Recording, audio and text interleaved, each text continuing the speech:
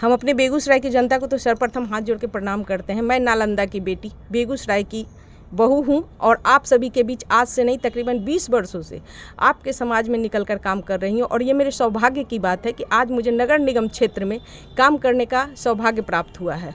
और अगर आप लोगों का आशीर्वाद, प्यार और स्नेह रहा तो मैं आप लोगों के साथ कदम से कदम मिलाकर चलूँगी। हर दुख, हर दर्द में आपके साथ रहूँगी। आप जब भी हमें ढूंढेंगे, मैं आपके साथ पूरे विश्वास के साथ आपके साथ खड़ा रहूँगी। और मुझे विश्वास है कि आप अपना आशीर्वाद और प्यार मुझे ज़रूर देंगे। धन्यवाद। बिहार में बहार है, नीतीश कुमार है। नगर निकाय का चुनाव जो बिहार में लेट से हो रहा है, उसके पीछे का एक रीज़न ये भी था कि बिहार के नगर निकाय चुनाव को लेकर जो परिसीमन का कार्य था वो अभी तक कंप्लीट नहीं हुआ था। पिछले दिनों कंप्लीट हो गया, तो कल की बात है, कल वो तमाम चीज़ें सामने आ गई कि कौन सीट आरक्षित होगा, कौन सीट आरक्षित नहीं होगा। उसी दरमियान बेगूसराय नगर निगम का जो क्षेत्र है काफ़ी वायरल क्षेत्र है और बेगूसराय ज़िला सामान्य ज़िला नहीं है, वो तो हमारे दर्शक जानते हैं। तब यहाँ का नगर निगम का जो सीट है मेयर के लिए और उप मेयर के लिए, दोनों महिला के लिए सुरक्षित कर दिया गया। और फिर क्या हुआ कि तमाम जो पुरुष लोग थे जो अपने आप को कैंडिडेट बता रहे थे, वो आज अपनी पत्नियों को लेकर सामने आ रहे हैं और उनको प्रोजेक्ट कर रहे हैं। पर हमारे साथ एक महिला जुड़ी हुई हैं जो पिछले 5 महीने से बेगूसराय नगर निगम में लगातार मेहनत कर रही थी, जनता के बीच तक जा रही थी। और इनको शायद ये पता भी नहीं होगा कि बेगूसराय को रिजर्व सीट कर दिया जाएगा महिलाओं के लिए। हमारे साथ अनीता मिश्रा जी हैं, ज़रा मिलवाइए। मैडम, बहुत बहुत स्वागत है न्यूज़ हॉल्ट पर। जी धन्यवाद आपका। आपको पता था कि महिला सीट हो जाएगा? नहीं, ऐसा कुछ भी पता नहीं था, क्योंकि हम आपको पूर्व में भी हम बहुत सारे मीडिया भाई से बात किए हैं। तो हम तो शुरू में ही बताए थे कि क्षेत्र चाहे महिला हो या पुरुष हो, क्योंकि हमको समाज में आकर के काम करना है, तो हमको किसी भी परिस्थिति में चुनाव लड़ना था। तो ये तो मेरा शुरू से ही डिसीजन था कि मेयर का पद अगर महिला रहेगा तो भी, पुरुष रहेगा तो भी हमको चुनाव लड़ना है। अब तो माहौल आपके अनुकूल हो गया है ना।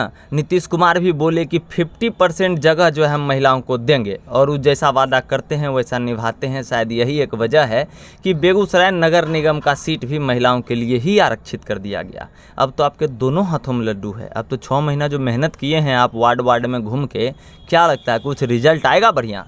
सबसे पहले तो बेगूसराय नगर निगम क्षेत्र को महिला सीट बनाने के लिए आपके चैनल के माध्यम से हम माननीय मुख्यमंत्री को धन्यवाद करते हैं कि उन्होंने हम महिलाओं पे जो विश्वास जताने का काम किया, जो उन्होंने हमको एक अवसर दिया कि हम लोग समाज में निकल के बढ़ चढ़ के समाज का काम कर सकें।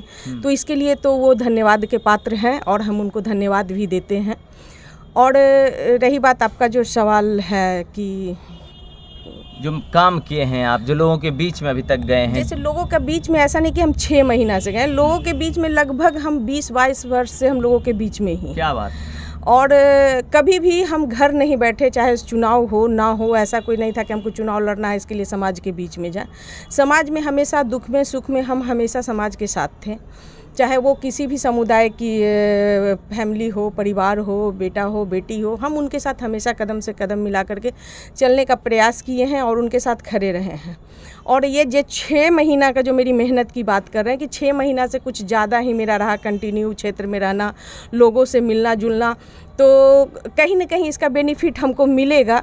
और रही बात, देखिए ये तो जनता को चुनना है ना, जनता ये नगर निगम का सर्वोपरि जनता है, उनको खुद डिसीजन करना है कि उनको कैसा समाज सेवी चाहिए, नेता चाहिए, या फिर अभी जो माननीय मुख्यमंत्री जी जो सीट बनाए कि महिलाओं के लिए ये आरक्षित किया गया नगर निगम सीट, अब उनको महिला चाहिए या फिर उनको मतलब पति पत्नी की सरकार चाहिए, पति पत्नी का मेयर चाहिए, ये तय करना हमारी जनता का काम है। अच्छा। हम तो पूरे विश्वास और उम्मीद के साथ अपने जनता के बीच गए हैं और हमको विश्वास नहीं, हमको पूरा भरोसा है बेगूसराय के जो हमारे तमाम जनता हैं उन पे कि वो कभी भी गलत निर्णय नहीं लेंगे। अच्छा। क्योंकि आज तक मेरी जनता जो भी लोगों के पे भरोसा किए, विश्वास किया, उनके विश्वास पे जो उन्होंने काम किया, कभी भी कोई नेता उनके घर तक चल के उनको दुख बांटने का कार्य नहीं किया जी।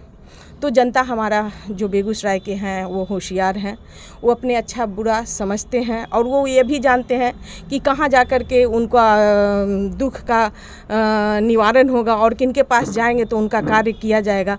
क्योंकि देखिए, अगर किसी की पत्नी जीत के जाती हैं तो वहाँ जनता को फिर तो किसी के पति से ही बात करना होगा ना। अच्छा। क्योंकि जब तक उनको स्वतंत्र, जो महिला स्वतंत्र हैं वही स्वतंत्र होकर काम करेंगे। अब आप जहाँ जा रहे हैं आपके पति पीछे पीछे जा रहे हैं, आप जहाँ जाते हैं आपके पिता पीछे पीछे जा रहे हैं, आपके देवर पीछे पीछे जा रहे हैं, तो फिर महिला स्वतंत्र कहाँ है?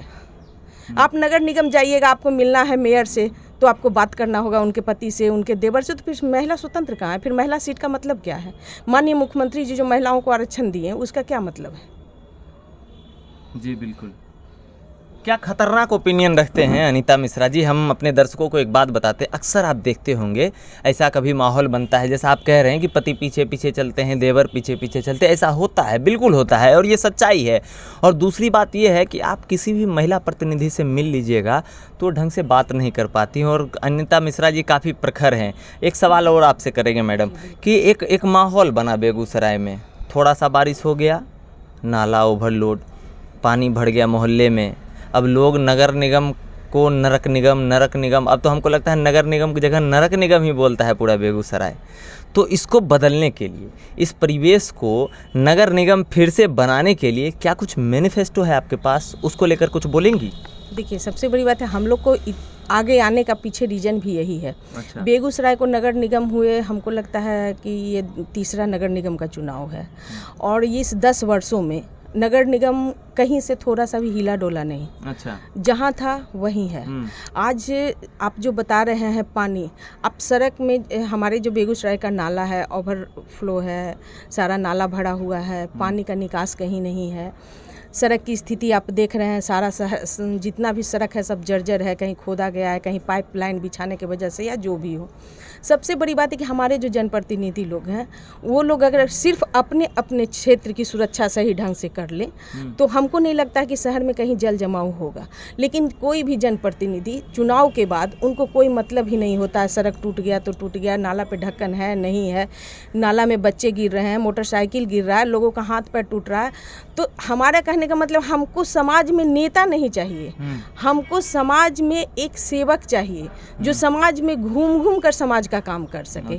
कि कहाँ त्रुटि है हमारे समाज में, किसको किस चीज़ की आवश्यकता है, कहाँ सड़क की आवश्यकता है, कहाँ नाला की आवश्यकता है, कहाँ पानी जल जमाव हो रहा है। जल जमाव की वजह से काफ़ी परेशानी है, लोगों को चलने में परेशानी है, उसमें तरह तरह का कीटाणु होता है, बीमारी तरह तरह का फैलने की परेशानी। अभी आप देख रहे हैं डेंगू का प्रकोप इतना तेज़ी से बढ़ा हुआ है, उसके बाद भी आप शहर में कहीं भी ना तो फॉगिंग मशीन चला है, ना ही कहीं किसी तरह का DDC का छिड़काव है, ना ही ब्लीचिंग पाउडर का छिड़काव है। तो ये सब कौन करेगा?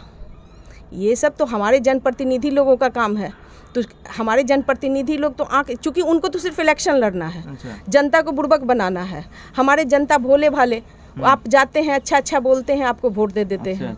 अब इसका नतीजा होता है कि वो लोग को 5 साल झेलना पड़ता है। तो हम सर्वप्रथम हम आएंगे तो हमारा सबसे पहला काम होगा कि इस शहर का जो ये जल जमाव की समस्या है उसको दूर करना। ये नाला जो है, नाला ओवरफ्लो है, उसका कचरा नहीं निकल रहा है, ये सब की साफ़ सफाई कराना। जिस नाला पे ढक्कन नहीं है सबसे सर्वप्रथम उस ढक्कन को लगाना। तो ये सब सबसे पहले शहर को किस चीज़ से ज़्यादा खूबसूरती बढ़ेगी, हमारी जनता को किस चीज़ से ज़्यादा सुविधा होगा, हमारी जनता को कौन सा ऐसा लाभ देंगे जिससे हमारा जनता सुख और चैन से रह सकेंगे, इस पर हमारा पैनी नज़र रहेगा और उस पर पूरा काम होगा। देखिए, महिला होने के नाते आप ये सब कुछ कह रही हैं और आपके पास एक अच्छा अवसर भी है। नीतीश कुमार जी ने आपको एक अच्छा अवसर दिया है और लगभग पूरे बिहार में महिलाओं को अवसर दे रहे हैं, खास करके नगर निकाय चुनाव में। बेगूसराय की जनता, नगर निगम की जनता आपको देख रही है, आपको सुन रही है।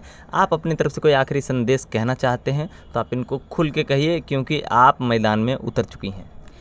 हम अपने बेगूसराय की जनता को तो सर्वप्रथम हाथ जोड़ के प्रणाम करते हैं। मैं नालंदा की बेटी, बेगूसराय की बहू हूँ और आप सभी के बीच आज से नहीं तकरीबन 20 वर्षों से आपके समाज में निकलकर काम कर रही हूँ। और ये मेरे सौभाग्य की बात है कि आज मुझे नगर निगम क्षेत्र में काम करने का सौभाग्य प्राप्त हुआ है। और अगर आप लोगों का आशीर्वाद, प्यार और स्नेह रहा तो मैं आप लोगों के साथ कदम से कदम मिलाकर चलूँगी, हर दुख हर दर्द में आपके साथ रहूँगी।